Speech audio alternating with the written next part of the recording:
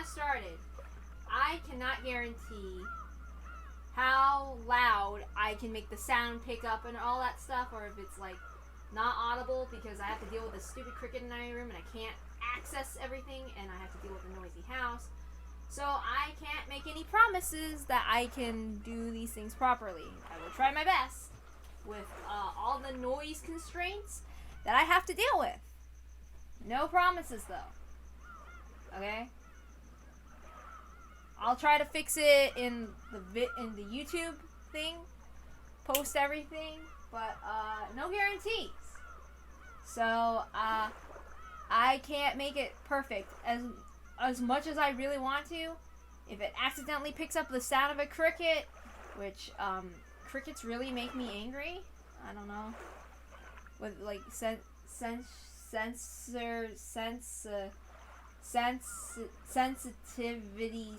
issue stuff. Like I can't guarantee that either. I'll try not to get mad because I hate the sound of crickets, and I'm gonna try to hope that it doesn't pick up that stupid sound of it too much, even though I find crickets infuriating.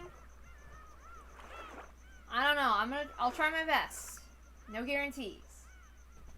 Anyway. Why do crickets have to make me hate my favorite season? So anyway, let's load.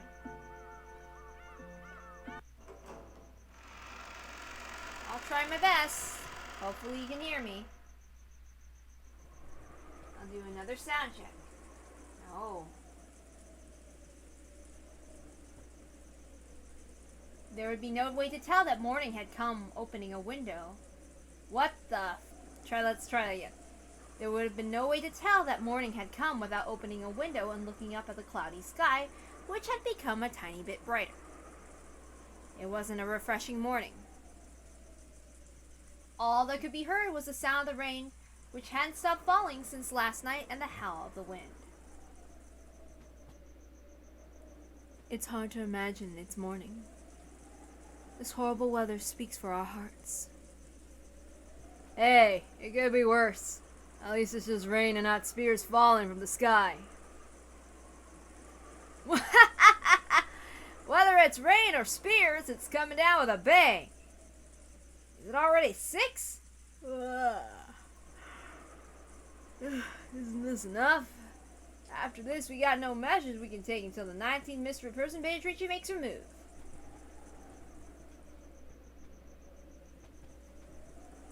True. However, I believe we have anticipated every trick they might use against us. That's right. As long as a traitor doesn't appear among the siblings, we should be able to deal with most situations. Oh no. Seriously? Hold on. Okay. Haven't we talked about this enough? We stayed up all night. I'm tired. You're right. How about this? Taking a little rest after eating breakfast. A good plan. Staying up all night is trying at our age. They all stretched and enjoyed this unrefreshing morning as best as they could. I'll go wash my face or something. I probably look horrible.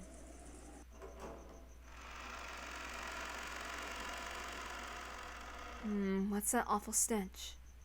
As soon as they exited into the corridor, Kiryu openly made a disgusted expression. What is it? Hey, don't you smell something awful? What is this stench? I can't stand it. After hearing those complaints, everyone stuck their heads out into the corridor. The stench was faint, but once people started commenting on it, it was clearly noticeable. Each of them went into the corridor, relying on their own sense of smell to tell them where this strange odor was coming from. What in the world could it be? Let's have Genji deal with it. I believe he should already have arrived in the servant room to begin the morning preparations. Indeed, please do. At the very least, it's difficult to imagine Goda making a breakfast that would cause such an odor. Oh God, who's doing that? Rudolph and the others searched for the source of the smell. They determined it was coming from the underground, from the boiler room. But the door was locked and they couldn't check inside. At the same time, when Natsui's group was on its way to search for someone in the servant room, they noticed something strange near the parlor. What is this? What a horrible prank! Who would do something like this? On the door to the parlor, drawn in a paint that looked like blood, was a strange thing that looked like a magic circle. There's no one in the kitchen yet. What is that? Ava's group, who thought the smell might be coming from the kitchen, had returned after confirming no one was there and the preparations for breakfast had not yet begun. Then they noticed a change to the parlor. It's useless. The boiler room's locked. Wouldn't that be bad if something went along with the boiler? Sorry. My jaw's clicking again. And I'm starting to feel very irritated from the sound of the damn cricket.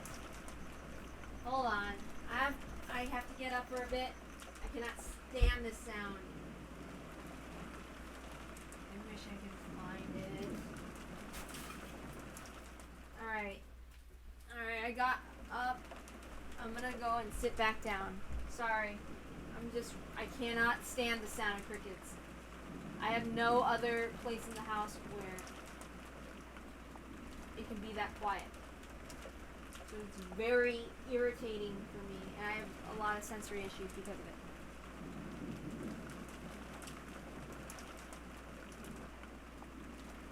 Okay. Let's try again. It's useless. The boiler room's locked. Wouldn't it be bad if something went wrong with the boiler? Has anyone spotted a servant? Is one of those vulgar scribbles here too? There was another one on the door to the boiler room. What's that? This creepy scribble isn't just here. It's in other places too? Huh, you don't think this is the Witch of the Forest Beatrice's declaration of war, do ya? Hideyoshi tried to make fun of it. Staring at this creepy magic circle while listening to the wind and rain really made it seem like a message from the witch. The dripping bright red paint made one think, which made it even creepier. Wait. Hold on, I'm sorry. Okay. The dripping bright red paint made one think of blood, which made it even creepier.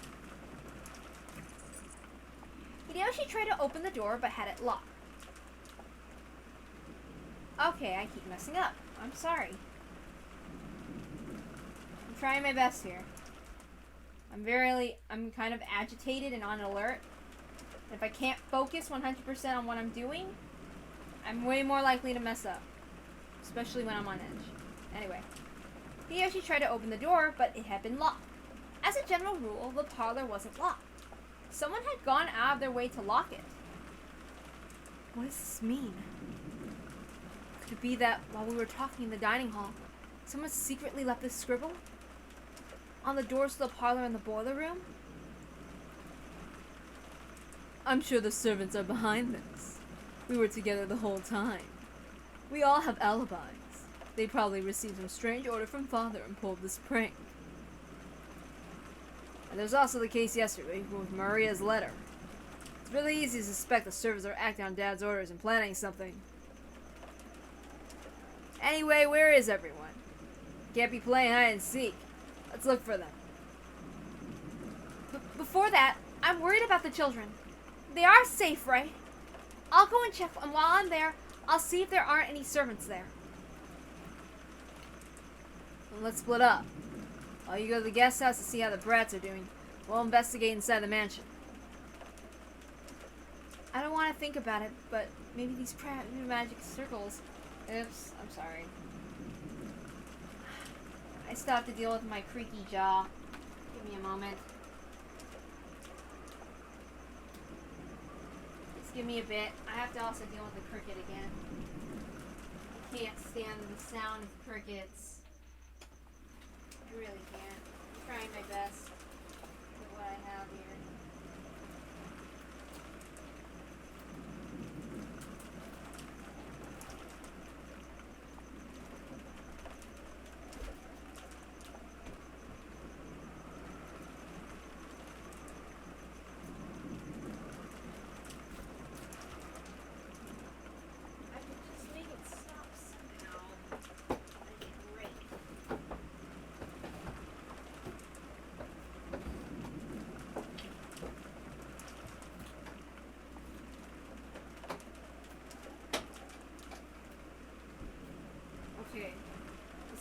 stopped. I'm sorry. I had to get up again.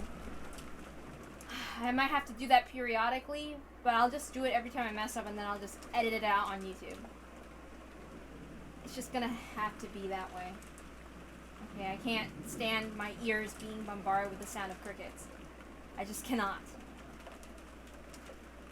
I don't want to think about it, but maybe these magic circles aren't just in the places we found them already. We might be wrapped up in some bizarre game of fathers. I will go to him and hear the situation. Though I doubt he'll obediently listen to me.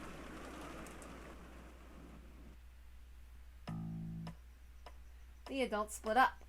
As a result, they confirmed the 4 children were safe in the so-called cousins' room on the 2nd floor of the guest house. They had apparently stayed up late last night playing. All of them were snoring loudly, so Rosa decided not to wake them. Furthermore, Nanjo, who had returned early the previous night to rest, was also safe. It seemed he believed in the phrase, early to bed, early to rise, and had awoken refreshed. During that time, Kirie and Hideyoshi searched for the servants, but they didn't find them. The servant room in the guest house was also empty. The children are safe. They all stayed up too late playing last night. The servant room's empty. I looked at the shift chart, and the morning shift begins at 6. They should have started working by now. The nap room's also empty. There are signs that a futon had been slept in, but it wasn't warm. Hey, isn't everyone's reasoning right on this? This is probably a game Father set up. He must have left those creepy circles and hid himself somewhere, trying to make us do something. They're having a protest. They are demanding higher pay.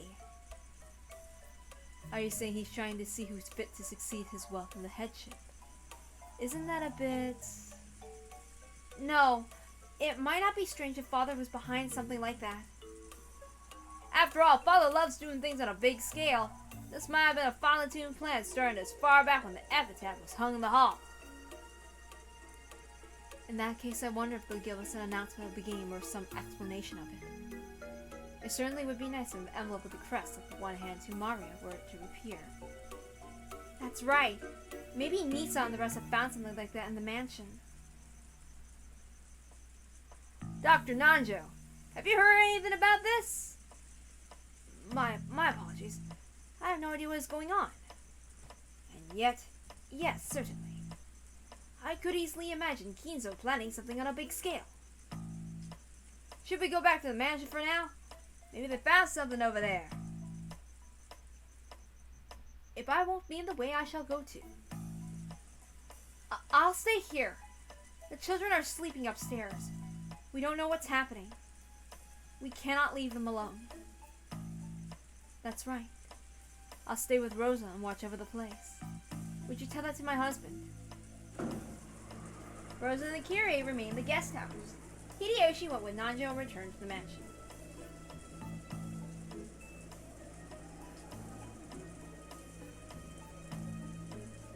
At the same time in the mansion, in a way that was hard to believe, or maybe we should say, in a way that gave him a bad feeling, Rudolph's prediction was spot on. The same magic circle graffiti that had been drawn on the doors to the boiler room and the parlor had been found in multiple places throughout the mansion.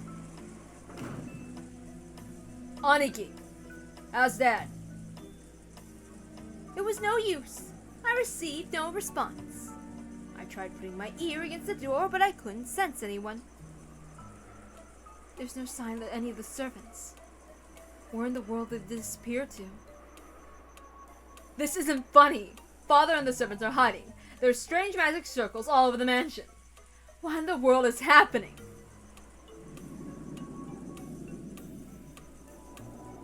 There weren't only magic circles on the doors of the boiler room and the doors of the parlor.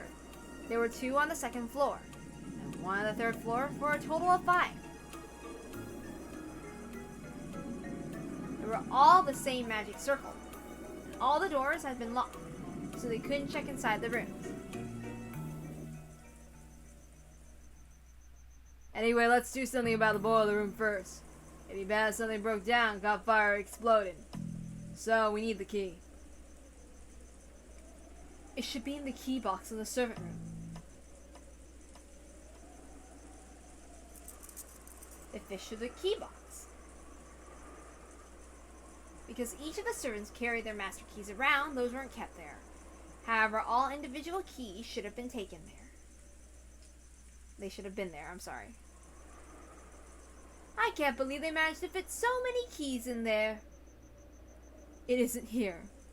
No matter how much we look, the key to the boiler room isn't here. Look, Aneki. Only the keys to the room with the magic circles drawn on them are totally missing. It's true. How bothersome. It is as though someone didn't want us to go into the rooms with the magic circles. No, they went to all the trouble of making those magic circles obvious. So maybe they wanted us to enter. I think it's the latter. This isn't a movie, so breaking down the door is probably impossible. Smashing a window might do the trick, though. For a while, Kraus pondered whether this situation was really called for smashing a window. Okay, give me a moment. I need to get up again. I really cannot stand the sound of crickets.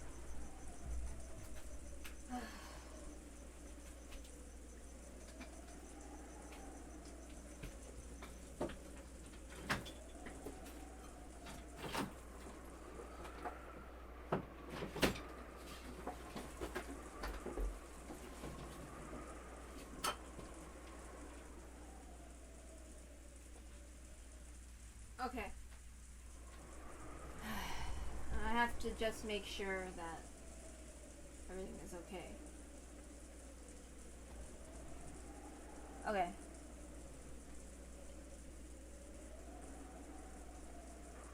Same goes with my jaw. Anyway. At the time, Hideyoshi and Nanjo returned. There was nothing strange in the guest house, and the children were safe.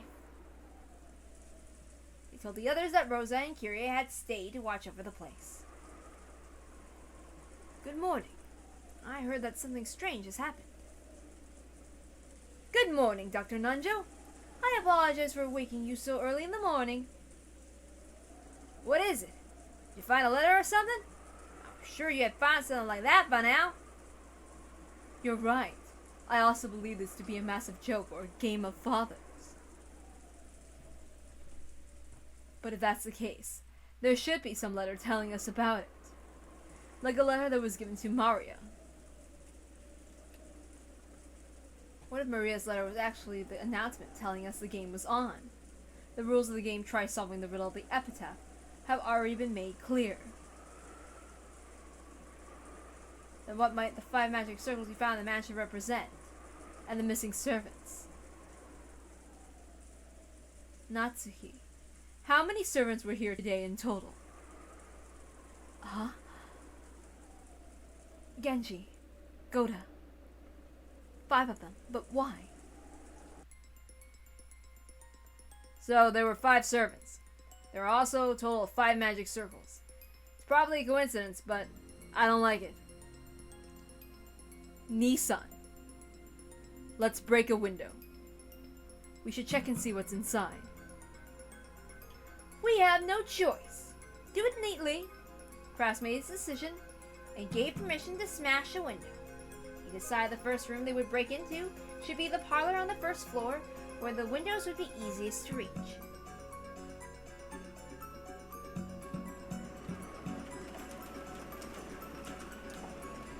They had hoped to peek in through the window, but the curtains were down, so they couldn't see inside. Rudolph wandered around the garden, trying to find something that would be good for smashing the window.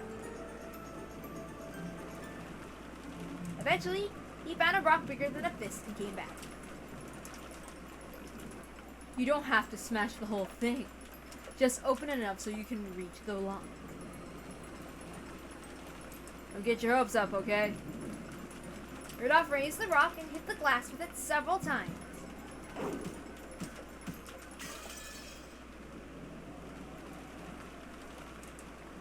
Eventually, he succeeded in opening a hole big enough that he could unlock it from the outside.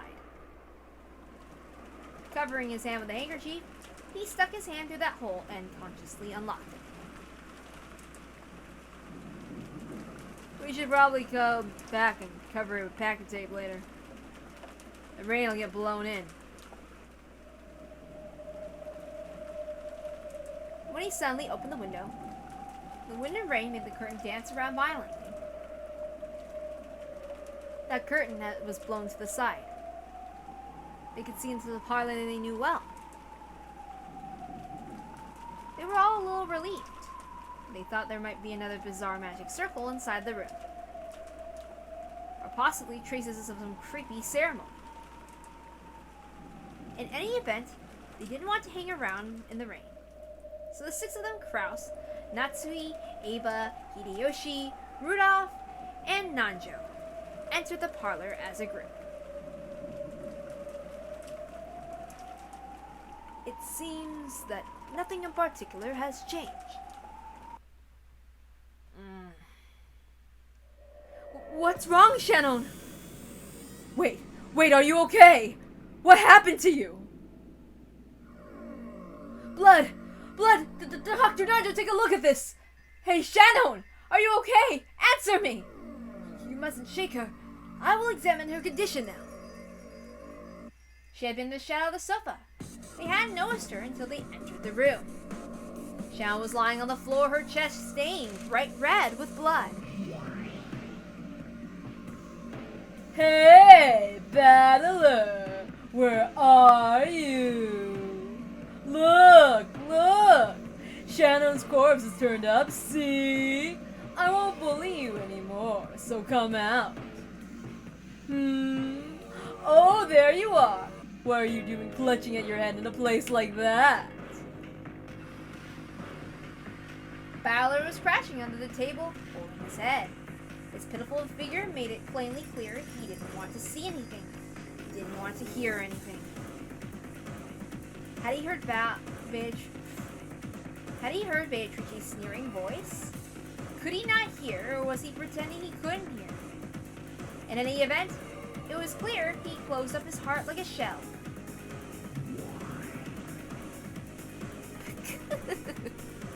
Perhaps you tormented him too much, milady.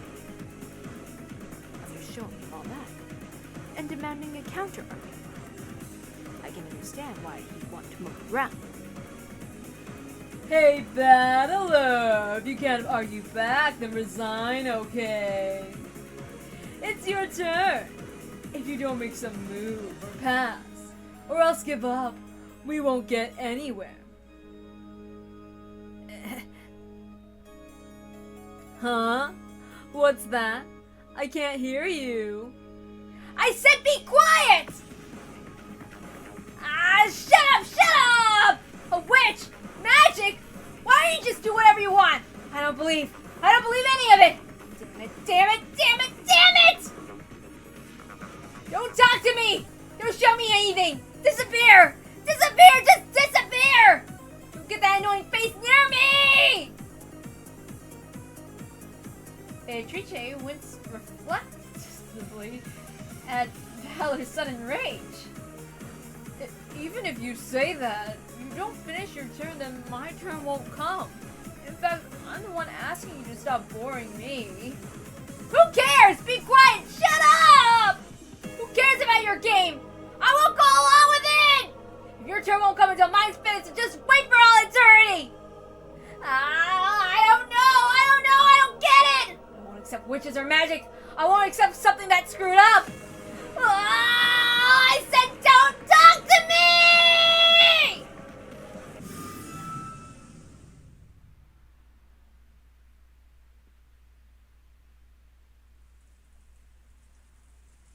Damn, Valor. You having a tantrum?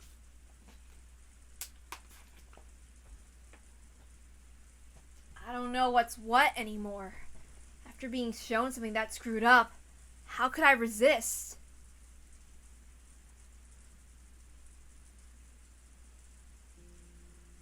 I wandered aimlessly through the rose garden. It was raining and windy. That didn't mean my body got wet. There was a feeling of isolation as I wandered amidst the wind and rain without an umbrella. Maybe I lost in that person's game a long time ago. Actually, didn't we already have a clear winner and loser in the last game? After all, I surrendered for a time. That's why the world was tinted with witches and magic. Right now, Rokkenjima is a different world where witches stride about openly and fire off strange spells. Isn't it a matter of accepting it or denying it? Maybe I mistakenly assumed I was playing a game on even footing with Beato. Maybe I was already defeated in the last game, and this is just the signing ceremony of my surrender. A minute ago, a terrible battle unfolded in this rose garden. I saw it with my own eyes. I kicked the ground. Obviously, the ground was hard, and water from a puddle splashed. Several towers had split this ground, sprouting like high-rise buildings. The more I kicked this ground, the more it felt like it couldn't have possibly happened. But for that very reason, I couldn't explain with anything other than magic anymore.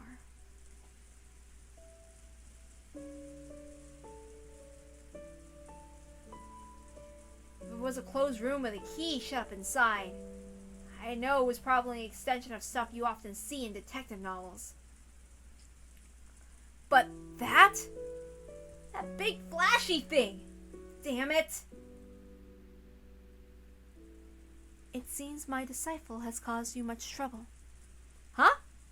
It's you. Someone suddenly spoke to me, so I turned around. In the Rose Garden Arbor was the predecessor of Beatrice, whom Beatrice had supposedly defeated a short while ago.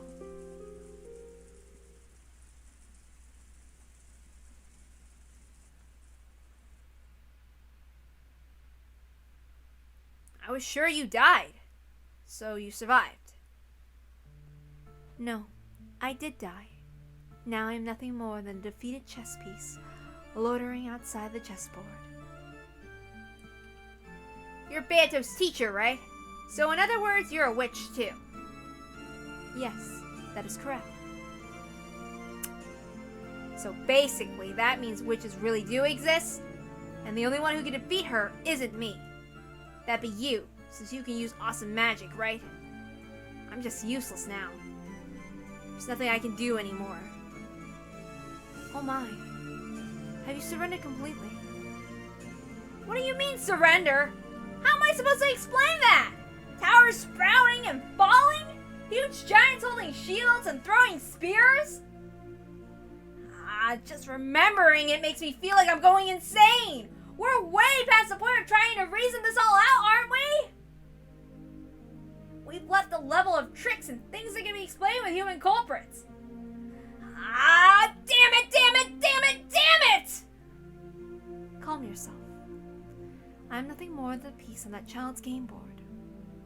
After being removed from that board, I'm no longer a being capable of doing anything. But you are that child's opponent. As long as you do not give up on your own, you will always have the power to strike back. Shut up! Weren't you also reciting strange spells and summoning towers and spears? What do you mean, strike back? Are you saying you'll teach me magic too and make me take part in that massive magic battle? If you wish, I could teach you a bit about magic. Oh, just what I wanted! Please give me some awesome magic to smash through her chest in one blow! Ha! Don't screw with me! Oh, just what I needed. Oh my god, I'm sorry.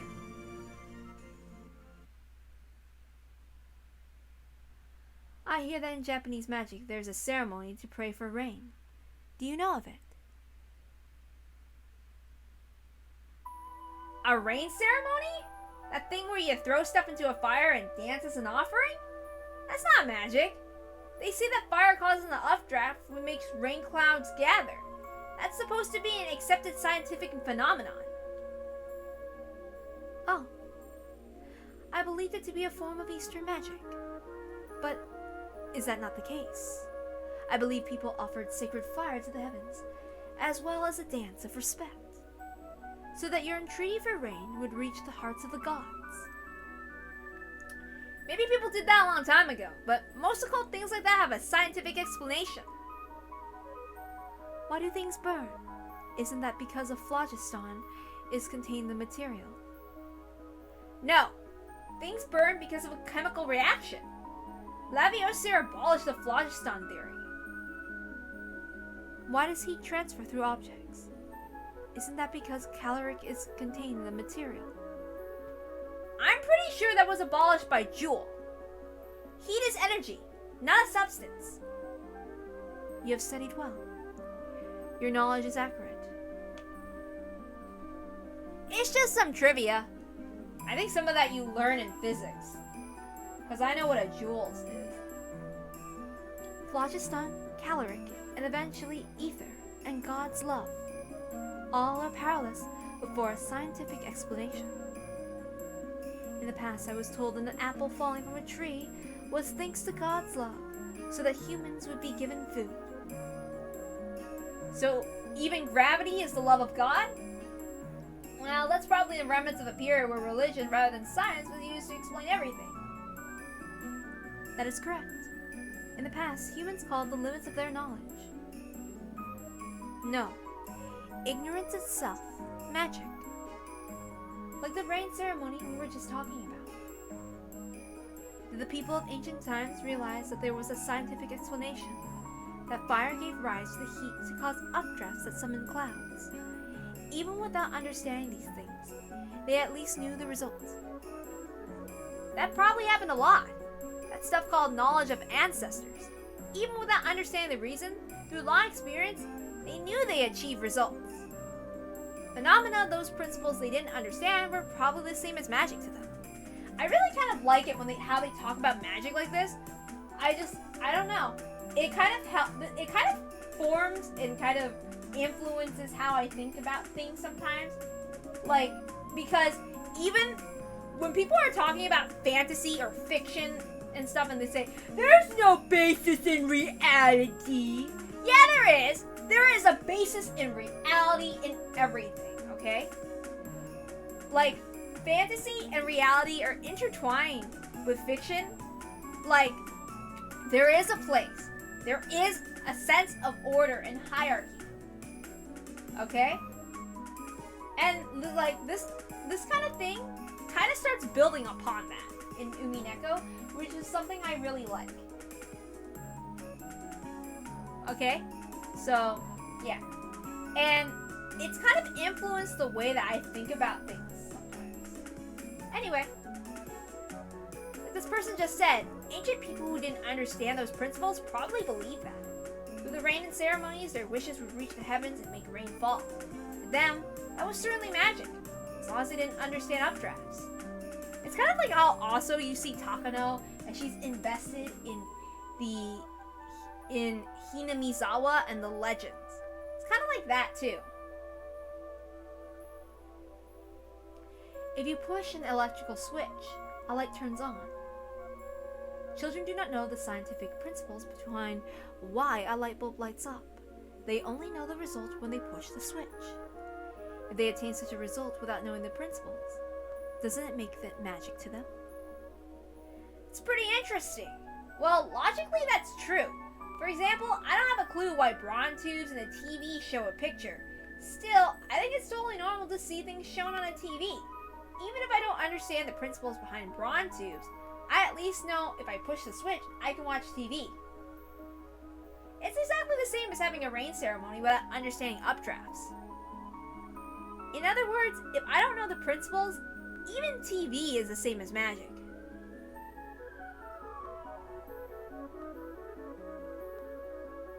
I hope. Let's reread that part. In other words, if I don't know the principles, even TV is the same as magic, or even magic itself, I guess. Sorry if you heard a siren. I live on a street. So I don't live in like one of those things called what is it? One of them circle things? Those calendulas or whatever, or like, I forget. Like one of them neighborhoods where they live in a circle and like, there's a driveway and people are neighbors with neighbors. Or whatever. I forget what it's called. Anyway, do you know the structure of BRAUN tubes? Have you ever taken one apart and looked inside? Nope. I think I read about it in a book or something once, but it was complicated and I didn't have a clue. I think that when electrons hit a fluorescent material, it creates luminescence or something like that. That book lied. Actually, there are small people called gremlins shut inside the BRAUN tubes, and they do their work with magic. Huh? Don't be stupid! There's no way that's true! How can you deny it if you've never looked inside a BRAUN tube? I've never looked inside. I can say for sure that small people like that definitely don't exist. Since there are no BRAUN tubes here, that is impossible to prove. Yeah, it's impossible to prove right now. But later I can take apart a TV somewhere and show you and instantly win the argument. Okay, give me a bit. I'm gonna move this mic closer to me so that, because I'm gonna hurt my left shoulder in the position that I'm sitting in. I'm doing this in a very unconventional way, so. Alright, just give me a moment. And just let me check a couple of things. It's really hot in this room. Also, that doesn't. Okay.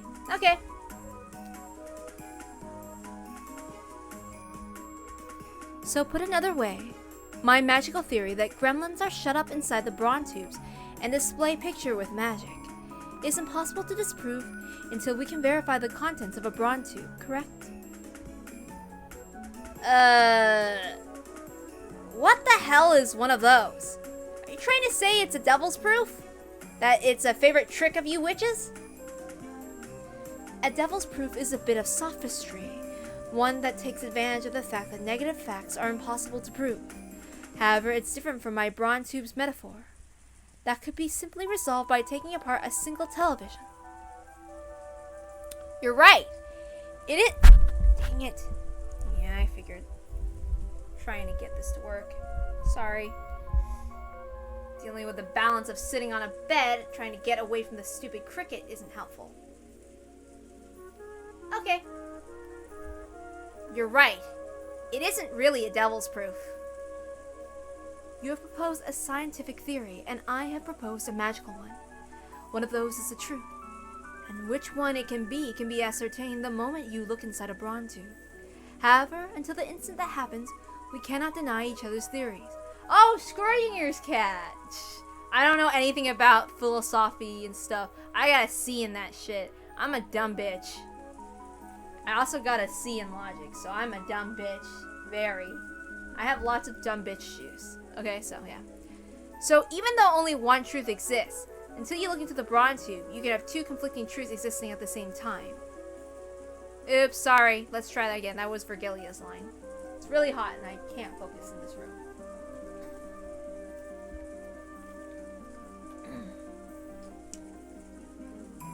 So even though one truth exists, until you look into the BRAUN tube, you can have two conflicting truths existing at the same time. You have a realm in which two truths can exist simultaneously, even though there must only be one truth in existence. Is the cat in the box alive or dead? If you open the box, you will learn the answer. You will learn the truth. However, until you open the box, you can claim that the cat is alive, and you can also claim that it is dead. Both claims are correct, truth according to the people making them. And even though those two sides are in conflict, neither can win the argument as long as the box remains unopened. In other words, two truths can exist at the same time, even though there can only be one cat in the box. It is packed with a living cat and a dead cat, forming a strange separate world.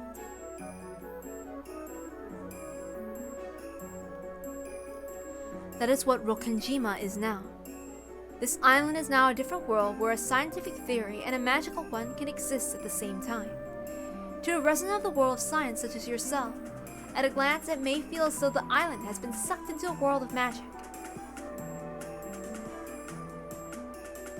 That might not be wrong, but it is not accurate. Strictly speaking, it has been moved from the world of science to a gap between the world and the world of magic.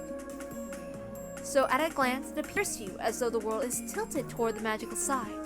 But in reality, this island is now a perfectly impartial position with relation to those two opposing worlds.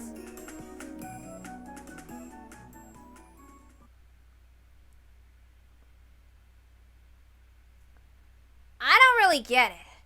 The gap between reality and magic? A perfectly impartial world. How's that? Hasn't pretty much everything that's happened been totally not in my favor? Then perhaps you could think of it this way. This is a trial. Think of it as a court where you and Beatrice are laying out opposing claims. Call it a BRAUN tube trial. Your opponent claims that there are tiny people inside the BRAUN tubes, explaining one thing after another, talking about the lives of these tiny people, what they look like, and what type of magical power they have. And what do you do? Well, I study in a library and I argue back by explaining how BRAUN tubes are constructed. At this moment, both your claim and that child's claim exist in the court at the same time. If you find your opponent's claim convincing, it might sound like the truth to you. It might look like truth to you. That is exactly what you saw.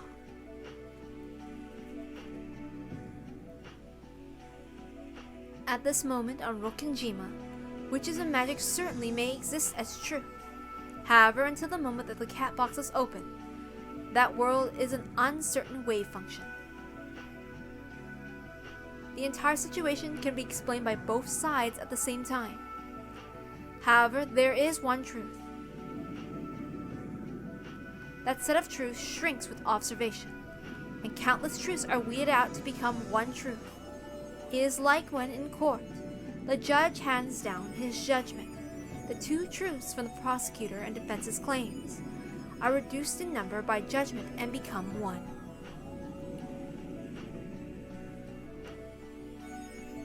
To say it in your words, this island right now is the world right before looking to a BRAUN tube, right? Therefore, the science theory and the magic theory cannot be denied. And since they cannot be denied, both can exist as truth. Therefore, both witches and magic exist. However, at the same time, your opinion of denial also exists as truth. It is a world where two conflicting things can exist at once, and it is a world where conflicting truths cannot disprove each other. Have you managed to understand? In other words, no matter how much awesome magic Beato shows me, it's only a claim of a magical theory, and it doesn't disprove my position. A cul-de-sac! I don't live in a cul-de-sac. So yeah. I remembered. Anyway. So, no matter what kind of magic Beato shows me in this world, it cannot become proof that magic exists. Wait. So, no matter what kind of magic Beato shows me in this world, it can't be proof that magic exists. That is right. That child might even try to explain an apple falling from a tree with magic, perhaps by shaking her staff and magically plucking the apple, then claiming to be the thing that made it drop down to the earth. However, that could be nothing more than another claim. None of your opponent's claims can prevent you from making yours. In that sense, this world is quite impartial to both sides. I get it. Still, at that argument, if I show a sound argument with my science theory, and it collides head-on with her magic theory, I also can't win against her. On top of that, the final judgment won't come until we peek into the BRAUN tube. Where is the BRAUN tube in this world? Because it exists, there should be no reason for us to argue. Why don't we just get along and peek into the BRAUN tube? If there really is a tiny person in there, it's my complete loss. Otherwise, it's my victory. Why do we have to hold this debate without looking into the BRAUN tube? That itself is the game you are being challenged to. Maybe instead of court, I should use chess as an example. Their victory and loss are not determined by a judge. You who fight will decide it yourselves. Can you win in an argument where our opponent in a straight-up world where there are multiple truths that can exist at the same time? In actual fact, didn't you lose an argument and surrender like this? Heh.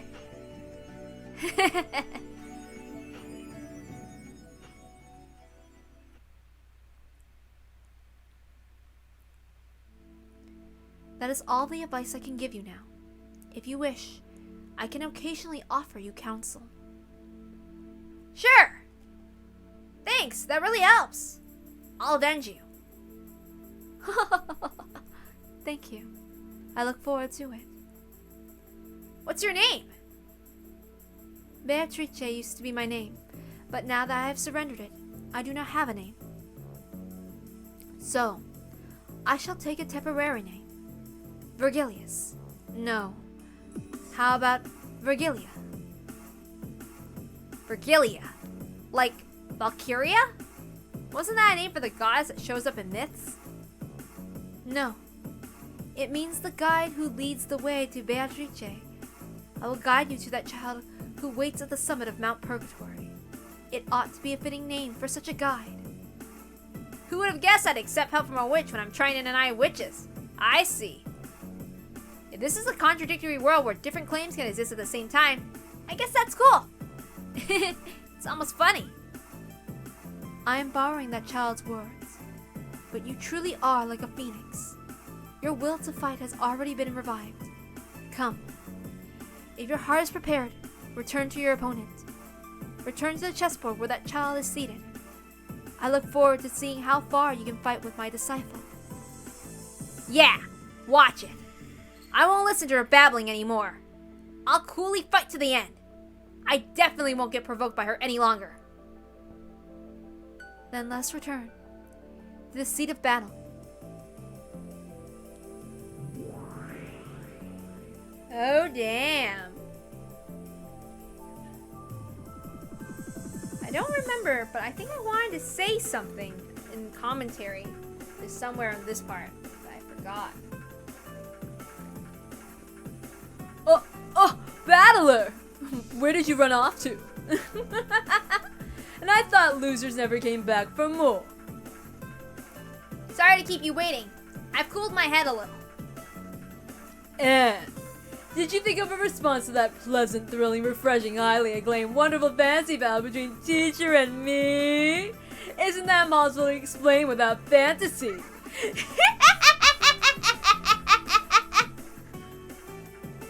Milady, didn't you just promise to be kind and act more gracefully? Oh no, I just got into such a good mood when I saw Balor's face, you see. Look! How are you going to respond to that battle just now, Battler?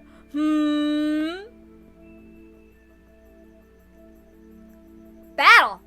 What battle? What? In this rose garden, where do you see those spears and those towers that you made lying around? They aren't here, are they? In other words, it's just like the inside of a brawn tube. The inside of a brawn tube? What in the world are you talking about now?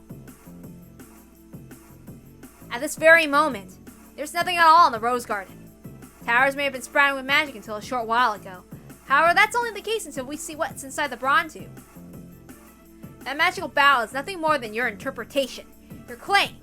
The fact that there's absolutely nothing to see here now proves it. This is how I argue back about that witch's battle just now.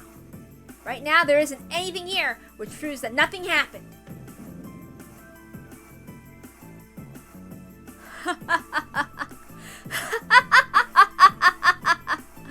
Come now, of course I can't make a huge mess when it's only the first twilight. And I am rather fond of that rose garden, you see. To prevent any damage, I had the fight occur inside a barrier. So it's only natural it wouldn't have any influence on reality. That's your claim? Well, I guess that works. However, at this point in time, there's nothing in that rose garden. So nothing stands in the way of my claim that there was no magic done here. Wait. You deny my magic with a mess like that. It is impossible to prove that magic does not exist. It is the devil's proof. At this point in time, this garden is the truth. The instant you look inside, the tiny people inside the BRAUN tube would vanish. There are no traces of magic here at all. So that magic battle between you witches didn't take place. What the... That counter... That power... Could it be? Have you forgotten, the lady? It is the multi-layered world's reduction technique. The power of the finite witch. The counter to the power of the endless witch. Only an endless witch can perceive it. And it's the most effective against such a witch. Scroidinger's cat box! That old hag of a witch. What an uncalled for hint! We've lost time. Including the 5 servants and Grandpa, there are 6 corpses. Let me check the scene. I've been trudging along wasting time. From now on, I'll speed things up, okay? Take a seat, Beatrice! It's finally the first twilight, isn't it? Let's start the real thing. Show me what you've got!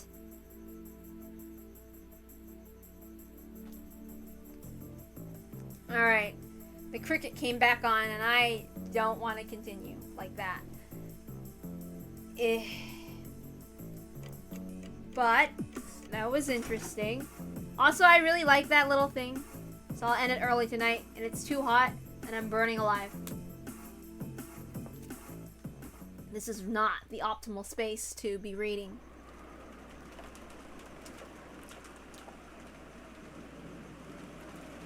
Well, let's see.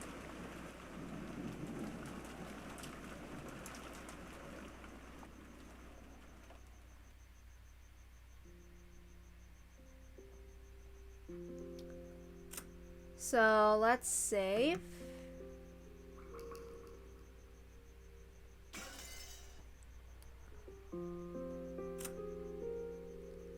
They still not dead yet. Ah! Virgilia! A now retired... Let's try it again.